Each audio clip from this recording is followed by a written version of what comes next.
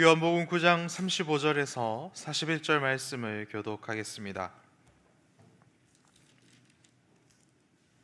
제가 가진 성경은 신약성경 162페이지입니다. 요한복음 9장 35절부터 41절 말씀을 교독하겠습니다.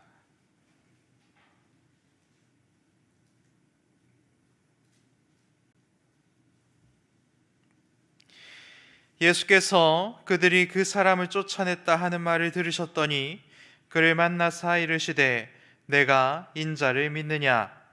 대답하여 이르되 주여 그가 누구시오니이까 내가 믿고자 하나이다. 예수께서 이르시되 내가 그를 보았거니와 지금 너와 말하는 자가 그이니라. 이르되 주여 내가 믿나이다 하고 절하는지라. 예수께서 이르시되 내가 심판하러 이 세상에 왔으니 보지 못하는 자들은 보게 하고 보는 자들은 맹인이 되게 하려 함이라 하시니 바리새인 중에 예수와 함께 있던 자들이 이 말씀을 듣고 이르되 우리도 맹인인가?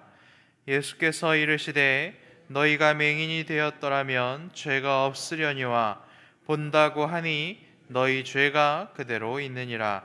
아멘. 태어날 때부터 눈이 보이지 않던 자가 예수님을 만나게 되었고 눈을 뜨게 되었습니다.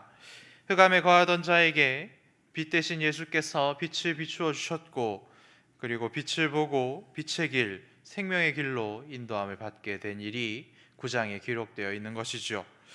빛 대신 주님을 따라가는 삶은 어떠한 삶이다라고 9장은 우리들에게 알려주고 있습니까? 네, 제자의 삶이다 라고 우리들에게 알려주고 있습니다.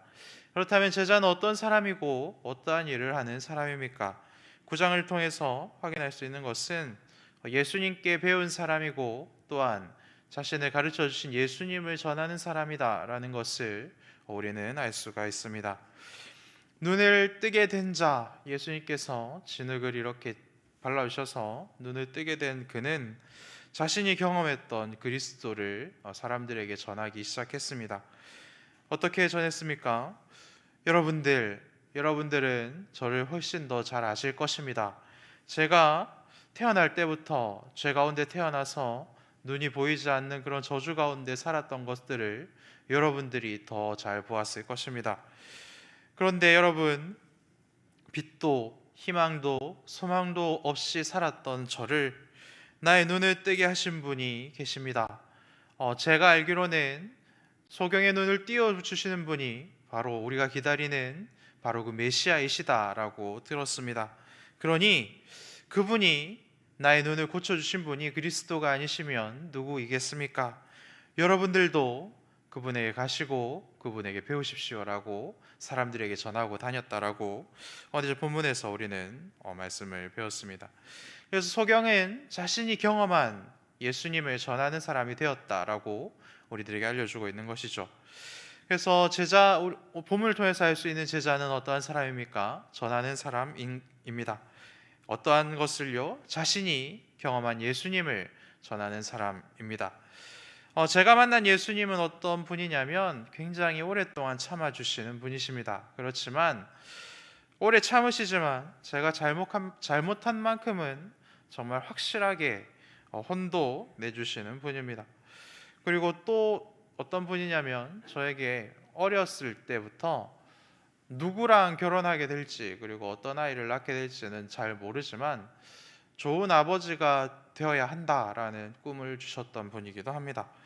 그리고 이것은 굉장히 많은 시간이 걸리긴 했지만 일단 아버지는 되게 해주셨습니다.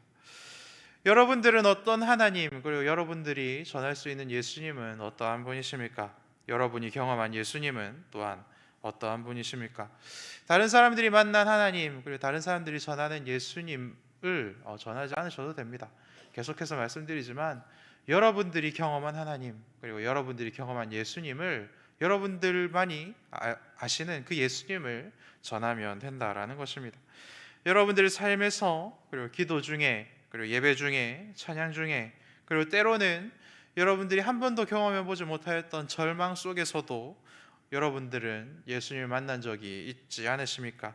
그렇다면 여러분들이 만나신 그 예수님을 전하는 것으로 우리의 주인 되신 예수님께서는 만족하신다라는 것이죠. 우리가 만난 그리스도를 전하는 제자의 삶을 우리가 살기 시작하면, 그리고 그것을 위하여서 마음을 먹기 시작하면 어떠한 일이 일어납니까?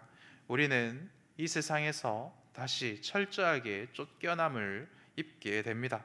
하늘 가는 밝은 길이 열리게 되고, 그리고 그 길에 대해서 예수님께서는 너무나도 좁은 길이고 협착한 길이라 아무도 그 길을 가려고 하지 않는 어려운 길이다라고 말씀하십니다. 그 길은 왜 어려운 길입니까? 아까도 말씀드렸듯이 아무도 가려고 하지 않는 힘든 길이기 때문에 그렇습니다. 그렇지만 예수님께서는 그런 어려운 길을 가게 되는 사람들, 그리고 가고 있는 사람들을 향해서 이렇게 말씀하시지요. 너희들은 아무것도 두려워하지 말고 아무런 걱정도 하지 말아라 라고 말이죠. 예수님께서 이렇게 말씀하실 수 있는 이유가 무엇입니까? 예수님이 그 길을 걷는 자들에게, 그리고 그 길을 걸으려고 하는 자들에게 굉장히 많은 관심이 있는 분이기 때문에 그렇습니다. 35절 말씀을 보면 예수님께서는 눈을 떴고 그리스도를 전하는 제자가 되어 바리새인에게, 다시 한번 쫓겨난 그 소경에게 굉장히 관심이 많으시다라고 말씀하시는 것을 볼 수가 있습니다. 예수님은 눈을 뜬 자가 쫓겨났다라는 그 소식을 들으셨습니다. 예수님이 그 소식을 들을 수 있었던 이유는 무엇입니까? 관심이 많으셨기 때문이죠. 그리고 쫓겨난 그 사람을 직접 찾아가 다시 만나 주시고 있습니다.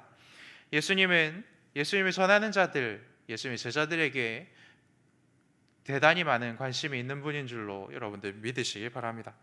그렇다면 질문 하나 드리겠습니다. 그렇다면 제자들에게 관심이 많으신 예수님께서는 지금 여러분들에게 관심이 많으실까요? 아니면 관심이 아주 많으실까요? 그리고 또 하나 질문 드리겠습니다. 예수님은 지금 여러분들을 찾아오실까요? 아니면 이미 여러분을 찾아오셨을까요? 사랑하는 여러분, 예수님은 언제나 우리들에게 관심이 많으시고 우리의 소식에 관심이 너무나도 많으시고 항상 우리에게 찾아와 함께 계신 분이시다라는 것을 잊지 마시기 바랍니다. 요즘은 예수님을 그렇게는 잘 전하고 있지는 않으십니까? 옛날에는 열정적으로 전했던 것 같은데 요즘은 좀 뜸하십니까? 그리고 우리 순장님보다는 나는 좀 모자란 것 같아 라는 생각을 하십니까? 아니면 우리 순원들보다는 내가 좀 못한 것 같아 라는 그런 생각이 드십니까? 요즘은 열정도 많이 떨어졌고, 그리고 요즘은 이전보다는 다르게 더 많이 죄를 짓는 것 같아서 하나님께서 나에게 찾아오시는 것이 굉장히 부담스럽거나 예수님이 요즘에는 좀 찾아오지 않으셨으면 좋겠다라는 생각을 혹시나 하고 계십니까?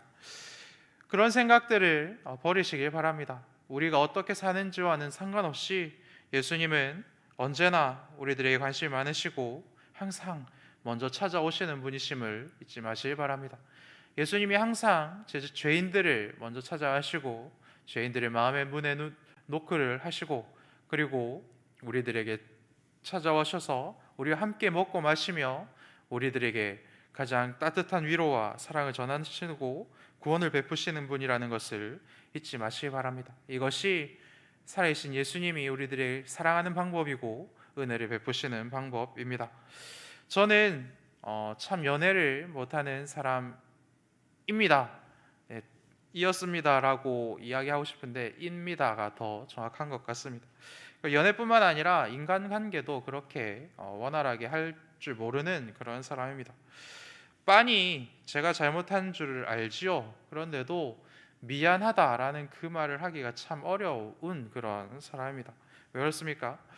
괜히 어색한 것 같고, 그리고 쑥스럽고, 그리고 그런 말 하면 세상이 무너지는 것 같은 그런 공포심이 있어서 오히려 되레 더 화를 내는 제가 살던 제 고향 단어로는 그런 문디 같은 그런 모습이 충만한 그런 사람입니다. 좀 많이 변했습니다라고 이야기를 해야 되겠다라고 마음 먹고 원고를 썼는데 올라와 보니까 별로 다르지 않구나라는 마음을 주시네요. 그런데 그런 거 다 괜찮다, 그리고 그게 왜? 라고 말해주는 어머니가 아닌 최초의 여성을 만나게 되었습니다. 그리고 지금 같이 그분과 살고 있죠. 이것이 어쩌면 제게 일어난 가장 큰 기적이고 그리고 과분한 은혜고 사랑인 줄로 저는 믿고 있습니다. 그런데 여러분, 기적 그리고 이러한 사랑, 이러한 인간들의 그런 모습들은 어떠합니까?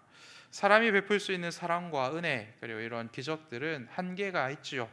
기적도 그때뿐입니다. 조금만 지나면 어떻습니까? 추억이 되거나 기억도 잘 나지 않는 그러한 일들이 되는 것이죠. 그래서 그러한 기적과 같은 사람과도 많이 싸우게 되고 계속해서 그런 다툼들이 멈추지 않는 것을 봅니다. 그런데 하나님의 사랑은 어떠합니까? 끝까지 포기하지 않는 사랑이죠. 그리고 절대로 나를 포기하지 않으시는 사랑입니다. 그래서 영원히 끝나지 않는 기적이 끝까지 이어지는 그 예수님의 사랑을 여러분들이 충만히 경험하시기를 부탁드립니다. 그래서 사람이 줄 수 없는 위로, 이 세상이 줄 수 없는 위로, 하나님만이 주실 수 있는 위로를 받으시는 여러분들이 되시길 바랍니다. 눈을 떠서 예수님을 전하는 자가 되어 쫓겨난 자에게 예수님께서 직접 찾아가신 이유가 무엇입니까? 기적으로는, 그가 눈을 뜨게 된 그 기적만으로는 충분하지 않기 때문에 예수님께서 찾아오시는 것이죠. 기적으로 충분했다면 어떠하겠습니까? 오병이어를 겪었던 사람들, 그리고 병든 자를 병들었다가 고침을 받은 사람들, 그리고 그것들을 본 사람들, 그리고 맹인을 고쳤던 그때, 그리고 그것들을 본 사람들, 그 사람들이 모두 예수님이 누군지 깨닫고 구원을 받았어야 했을 것입니다. 그런데 딱 한 명만 봐도 기적일 뿐이다라는 것을 알 수 있습니다. 그 사람이 누구입니까? 바로 바리새인이죠. 그 누구보다 예수님의 가까이에서 예수님의 모든 것을 관찰하던 사람들이 바로 이 바리새인들입니다. 얼마나 많은 기적을 보았고 그리고 예수님께서 행한 일들을 보았습니까? 그런데 그 사람들은 끝까지 예수님을 주님으로 믿지 않지요. 그리고 끝까지 예수님을 배척합니다.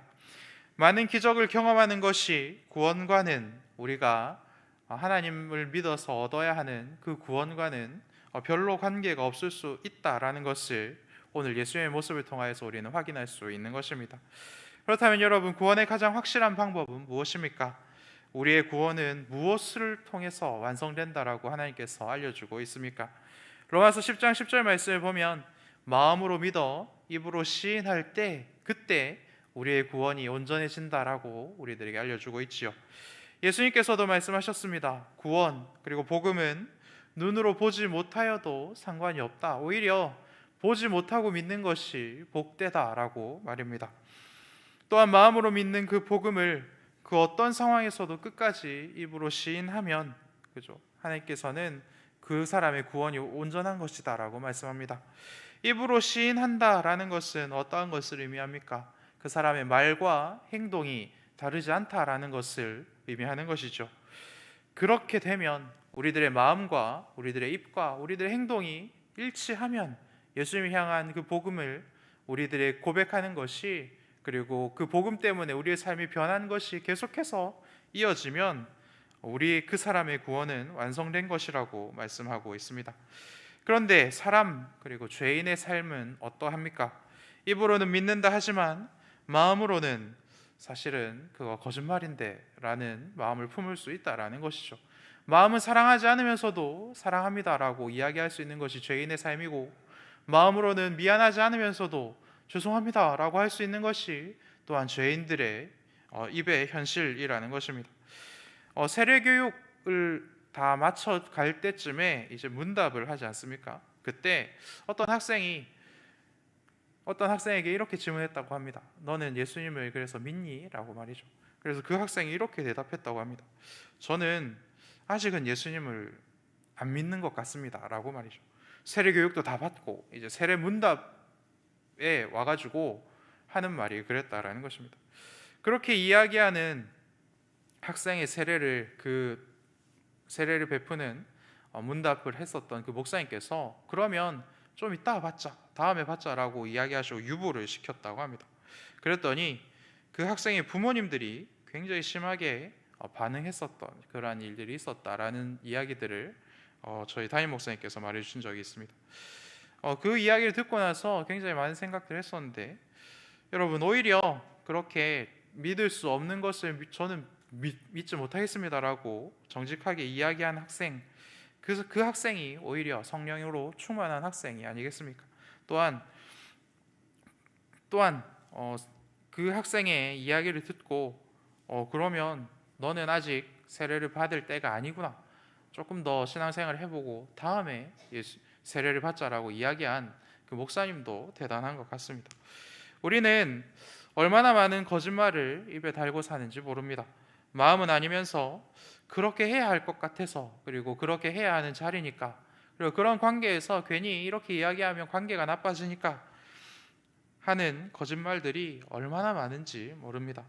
효성그룹에서 직장에서 하루에 얼마나 많은 거짓말을 합니까? 라는 그런 조사를 했던 적이 있습니다. 평균적으로 3.6회의 거짓말을 합니다 라고 이렇게 조사가 되었고, 21%는 3회 이상 5회 미만, 셀 수 없다가 6%, 그리고 1회 미만 혹은 없다가 14%라고 합니다. 대부분이 거짓말을 입에 달고 산다라는 것입니다. 우리의 입의 현실이 이렇기 때문에 복음을 마음으로 믿는 것을 입으로 또한 정직하게 시인하는 그 일은 너무나도 불가능한 일이라는 것이죠. 그래서 성령의 도움 없이는 우리는 단 한순간도 정직하게 살 수 없고, 우리 속에 있는 그 복음을 입으로 시인하는 일도 할 수 없다라는 것입니다.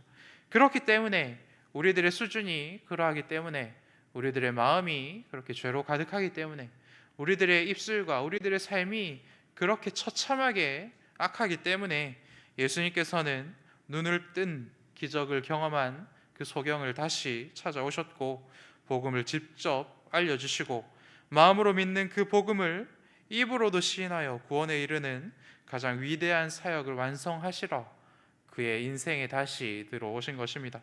이 모든 말씀은 35절 38절 말씀을 보면 확인할 수가 있죠. 사랑하는 여러분, 복음이신 그리스도를 마음으로 믿고 있으십니까? 마음으로 믿었었는데 요즘은 마음도 바쁘고 경기도 힘들고 바람은 따뜻해졌는데 아직도 마음에는 칼바람이 불어서 마음이 어려워 그렇게 혼탁한 그런 마음을 품고 있으십니까? 그렇다면 예수님께 여러분의 모든 어려운 상황을 쏟아내시기를 바랍니다. 주님을 온전히 믿는 그 믿음을 예수님께 구하시기를 바랍니다. 또한 여러분의 입으로 복음이신 그리스도를 사랑한다고 고백하시고 말과 행동이 일치하는 삶을 살아내고 있으십니까?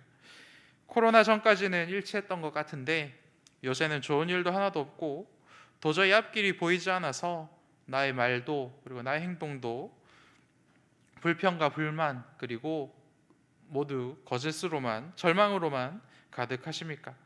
그러한 것들도 나의 사정에 굉장히 많은 관심이 있고, 그리고 나의 사정을 그 누구보다 잘 이해하시고 나의 모든 짐을 대신 짊어져 주시는 주님께 내려놓으실 수 있으시길 바랍니다. 주께서 주시는 새로운 힘으로 충만하시는 그런 은혜를 누리시길 바랍니다. 우리가 나를 먼저 찾아오시는, 나에게 가장 관심이 많으신 그 주님께 모든 것을 내어놓으면 빛 대신 주님께서 앞이 보이지 아니하고 내일이 보이지 않는 우리들에게 빛을 비추어 주시고 우리들의 눈을 밝혀주시고 우리들이 깨닫지 못했던 새로운 길로 우리들을 인도해 가실 줄로 믿습니다. 우리가 갈 길을 보지 못하고 내일을 보지 못하는 그러한 연약한 자들이지만 우리를 인도하시는 주님만 붙들면 주께서 우리의 눈을 열어주시고 선하게 인도해 가십니다.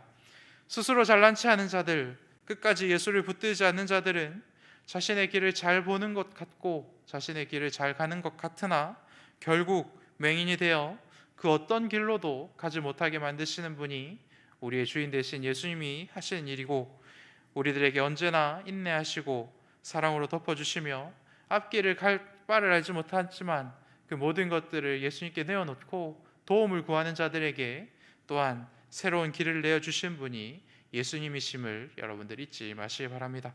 우리들에게 언제나 인내하시고 사랑으로 우리들의 모든 허물을 덮어주시는 주님께 모든 것 내려놓는 그런 시간 되시기를 소망합니다.